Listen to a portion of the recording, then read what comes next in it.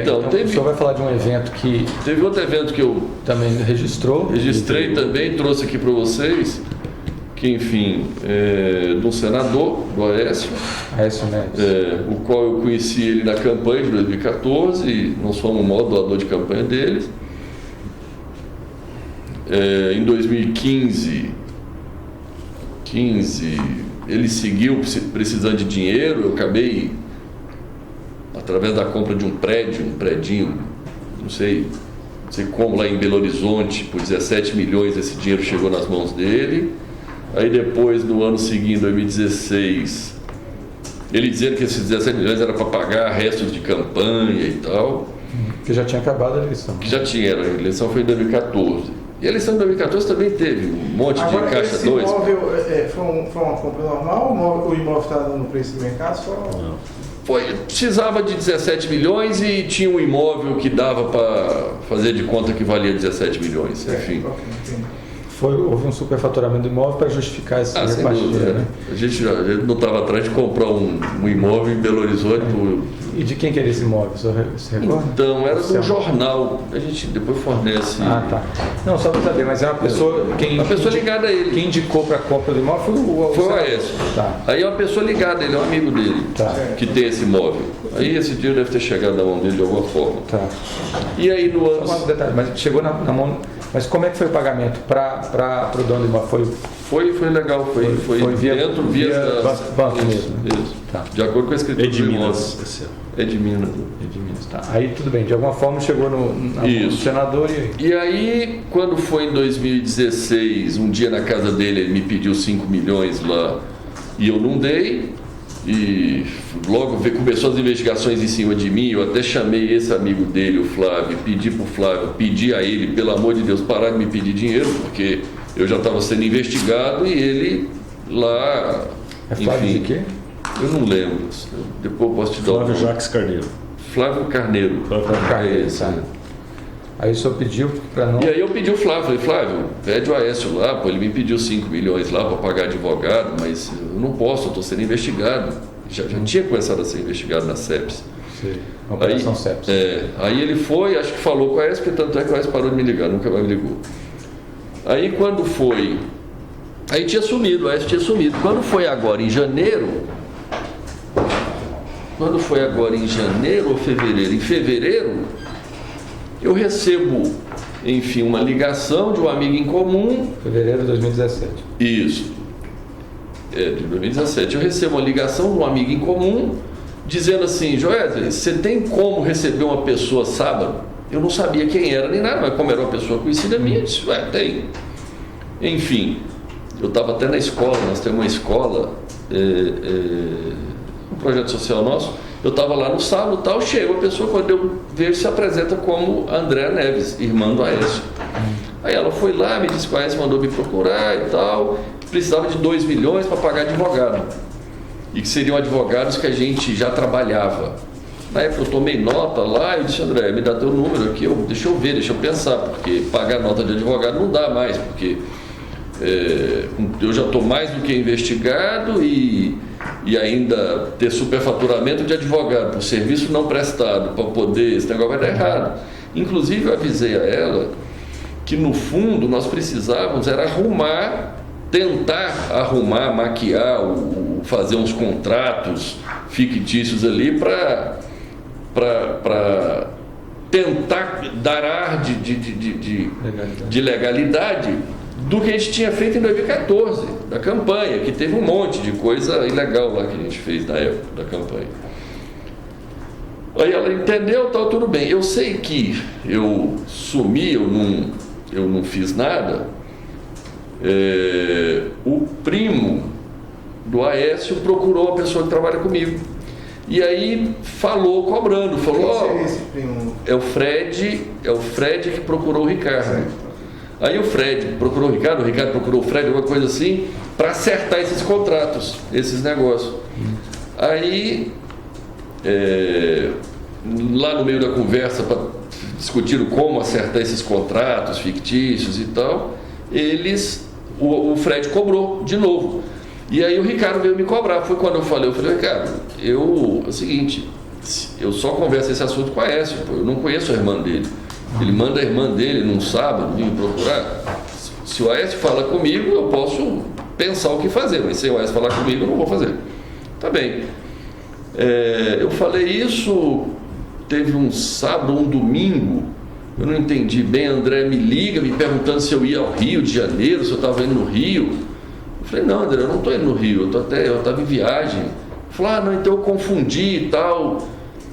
Como é que faz aquele negócio? Eu disse, olha, eu preciso falar com o teu irmão. Assim, eu acho que o Ricardo com o Fred lá marcou na sexta-feira seguinte. 24. Você lembra do dia? Dia 24 de março, na sexta-feira. Recente, tá, então pronto, dia 24 de março. Aí eu tinha até feito uma viagem, eu cheguei atrasado, foi um dia que deu uma chuva tremenda, eu pousei, e na realidade, eu pousei, aí eu estava indo lá no Hotel Nick, onde era o endereço, no Nick, procura, vai lá no Nick, vai estar lá. Aí eu estava em São Paulo, aí eu liguei para a Andréia, dizendo que eu ia atrasar. Primeiro mandei uma mensagem dizendo que eu não vou chegar às 6 horas, vou chegar às 6h30. Ela disse, ok, ele está aguardando. Daqui a pouco eu cheguei até a chegar perto do hotel ali, eu mandei outra, eu liguei para ela, disse, André, eu tinha uma viagem para Nova York nesse dia à noite.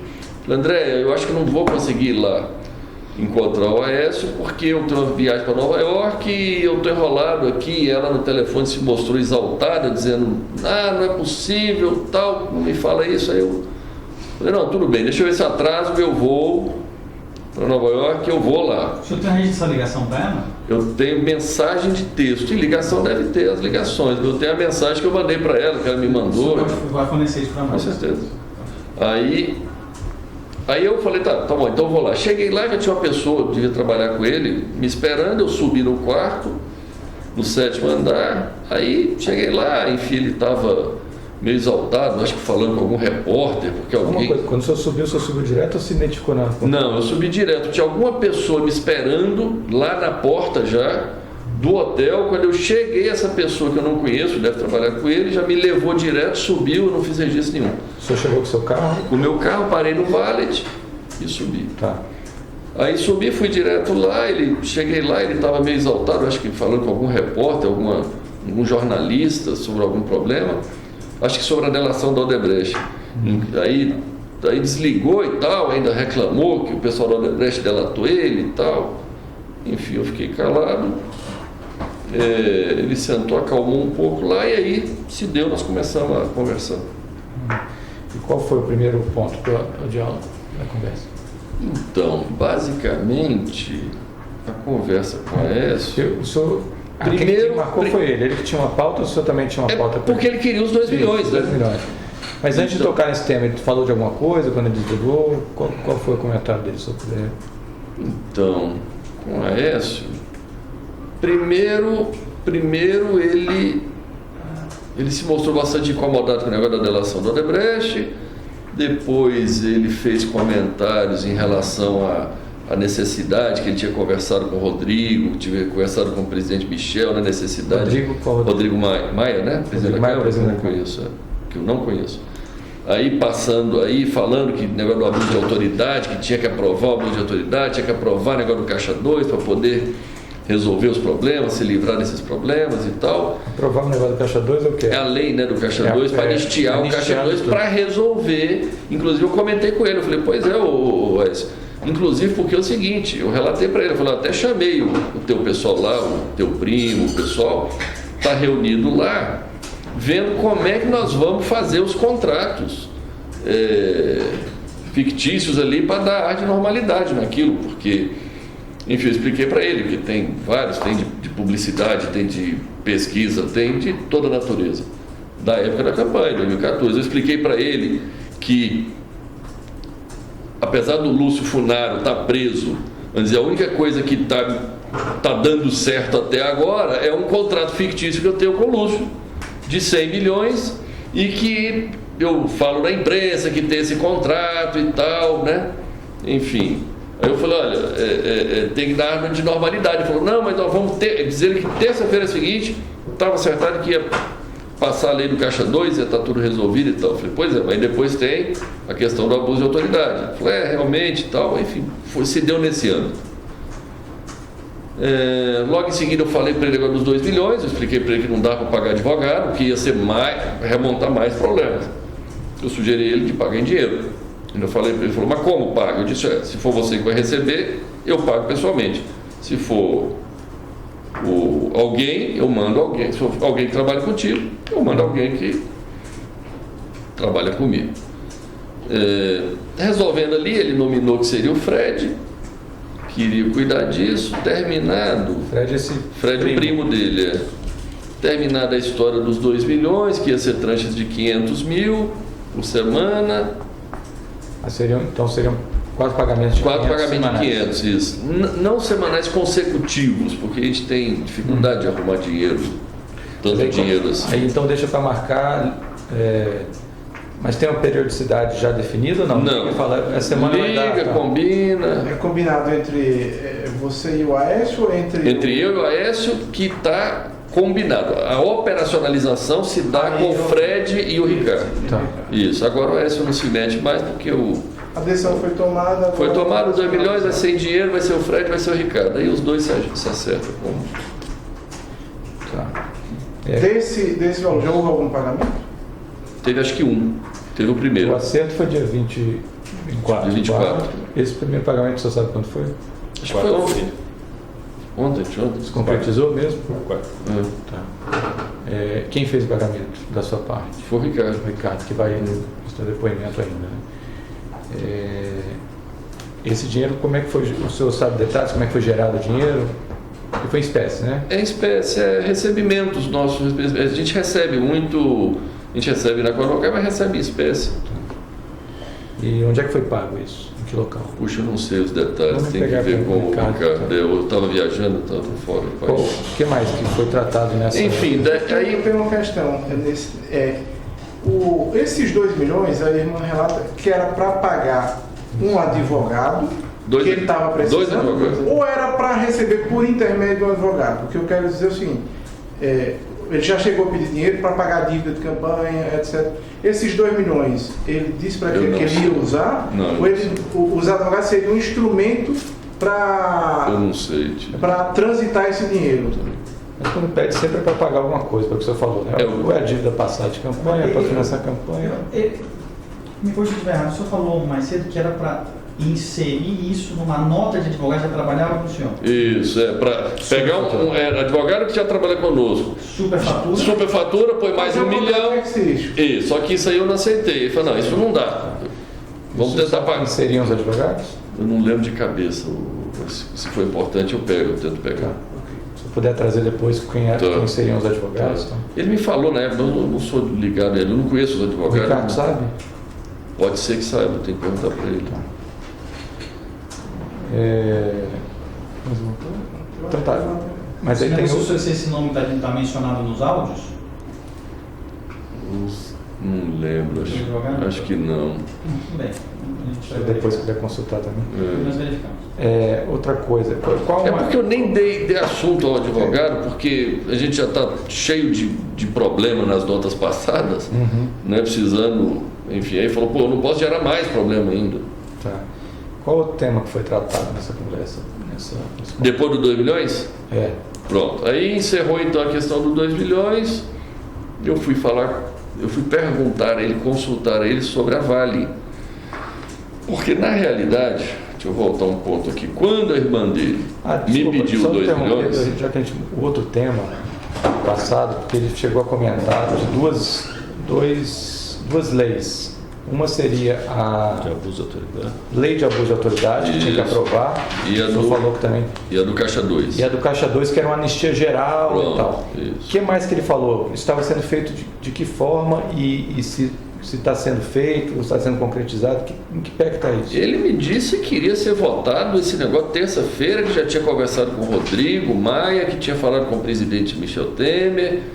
Ele disse que estava articulado. Dizia ele que não fazia outra coisa a não ser isso, a cuidar dessa situação. Da tentativa de aprovar essas duas leis. Né? E ele falou mais como é que seria feito especialmente essa da anistia essa da anistia seria para pagar, para tentar minorar os efeitos inclusive dessa delação da Odebrecht que você comentou. Isso. Ele deu mais algum detalhe de quem mais estava inserido nesse contexto de aprovação de medida legislativa? Não me recordo. Então, voltando para o segundo tema que o senhor estava mencionando, eu interrompi. Então, passou essa questão, porque, voltando lá, o dia que a André me procurou, ela me pediu esses 2 milhões e me pediu, e me falou que precisava de outros 40 milhões. E que os 40 milhões, a mãe dela tinha um apartamento no Rio de Janeiro, se eu não queria comprar esse apartamento. Para poder, e parece que o apartamento existe realmente, e ela queria, eu não sei se vale os 40 milhões. Mas aí, eu nem fui lá, nem nada, isso aí eu não Esse apartamento seria de quem? Isso que é da mãe dela, onde a mãe dela mora. Mãe dos dois, né? Isso, é a mãe deles. E eles estariam precisando de 40 milhões e sugeriram que comprasse o apartamento da mãe com 40 milhões. Parece uma história similar. É similar ao do prédio. Do prédio de Belo Horizonte. Similar ao do prédio. Sim, ela falou aí, por causa dos 40 milhões, eu falei pro Aécio, eu fiquei sabendo que você é que está nominando o presidente da Vale, Companhia Vale. Ex-Vale do Rio Doce. Ex-Vale do Rio Doce. Aí ele foi e me confirmou, disse, realmente, é isso mesmo. Aí eu falei, olha, tem uma pessoa que é o Dida, que é o ex-presidente da Petrobras, que é o ex-presidente do Brasil. Edmar Bendini, né? Bendini. Qual é o nome dele? Aldemir Bendini. Isso. Conhecido como Dida. Dida. Eu falei, a André tinha me falado dos 40 milhões, negócio do apartamento. Agora tem aí a presidência da Vale. De repente, você nomina o Dida e que lá com o domínio da Vale, a gente de repente resolve o problema dos 40 milhões, porque deve ter muito negócio ali na Vale para fazer. Ou seja, faria mais ou menos o que o senhor já narrou da usina, da Caixa Econômica, era fazer um negócio e gerar uma propina. É como o Brasil funciona hoje. Os políticos, não existe nenhum outro interesse de nenhum político indicar um cargo se não for para receber vantagem financeira através do receber propina ali por malfeitos. Enfim, isso aconteceu na Caixa, isso aconteceu no FGTS, isso aconteceu... E o Bendini foi um nome que o senhor indicou, então, porque ele é uma pessoa que trabalharia nessa... Não, eu estava falando isso num contexto de possibilidade de fazer. Aí eu falei, vamos fazer, porque aí ao invés de eu comprar o apartamento, a gente constrói, tudo bem. Aí na hora de pronto ele disse assim, não, mas não pode, porque eu já nominei. Eu já coloquei uma pessoa lá, não posso te falar o nome, porque... Colocou, na verdade já tinha indicado. Não tinha saído ainda. Era sexta-feira, disse que o nome ia sair segunda-feira, e parece que saiu mesmo. Aí foi, segunda-feira, saiu o nome, aí eu entendi o que foi o presidente lá, voltando. Aí eu falei para ele, aí ele falou, não, aqui não dá, que o presidente tal, diz ele que... manipulou. Eu não entendo como, parece que a Vale tem uma governança para ter independência na eleição, na escolha do presidente.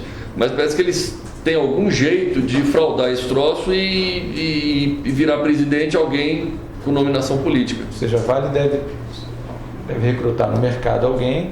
Mas eles manipulam esse sistema aí para poder virar presidente ou indicado. Indicação política. Ele me explicou isso. Tá. Ele disse, olha, nós fizemos de um jeito lá que em tese é algo independente, mas na prática o candidato da gente vira um candidato, acaba ganhando. Pronto. Aí ele me explicou isso, mas me explicou de pronto que eu poderia escolher qualquer uma das 4 diretorias,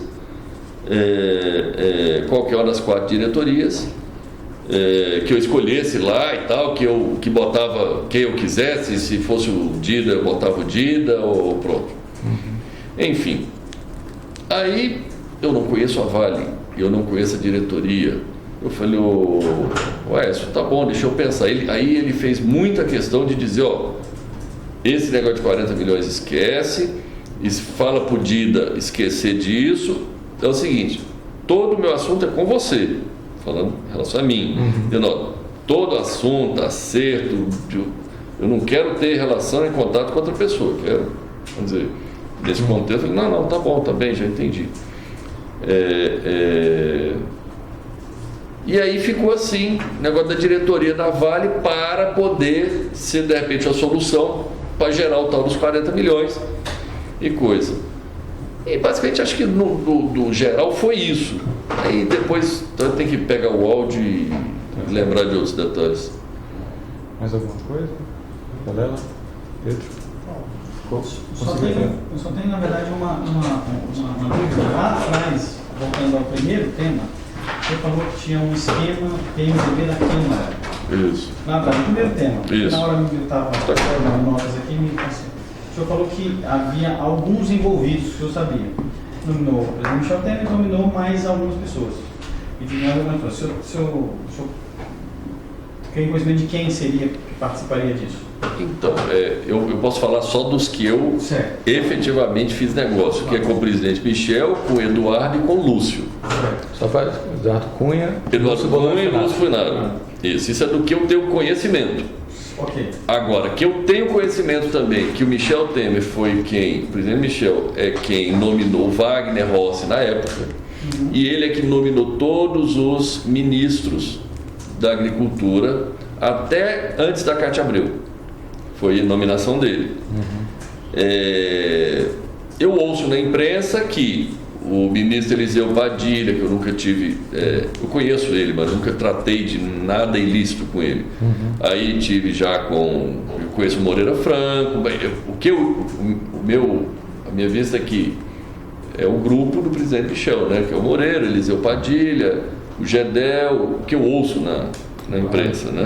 Agora, negócio, desse grupo, o negócio era através do Eduardo Cunha. Entendi. Tem mais um ex-parlamentar desse grupo? O senhor já teve algum tipo de negócio com o ex-deputado Henrique Eduardo Alves? Não, também não. Mas eu sei que é do grupo. Né? Eu ouço falar e sei, já ouvi deles ali. Né? Na realidade, complementando aqui, tá?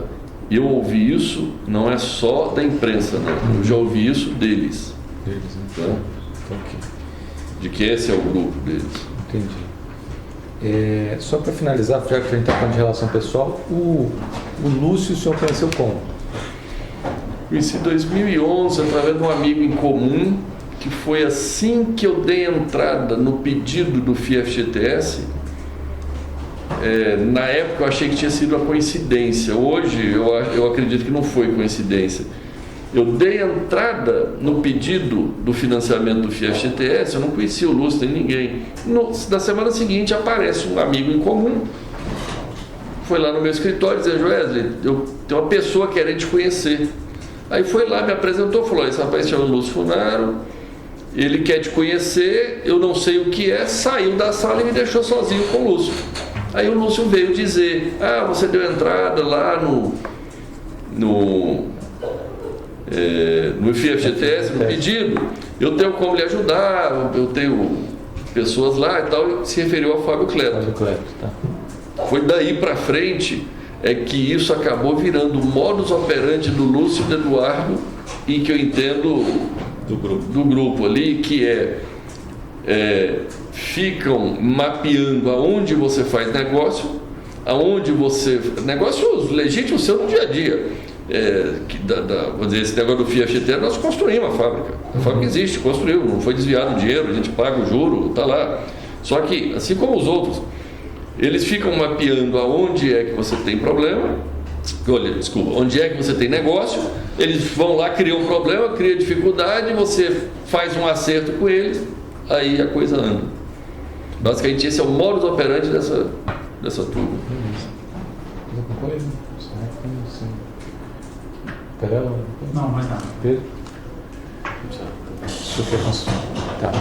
Então, o senhor quer falar mais alguma coisa sobre esse tema? Porque a gente ainda depois tem outros... Não, por mim tem mais alguma gravação que o senhor queira mencionar? Não.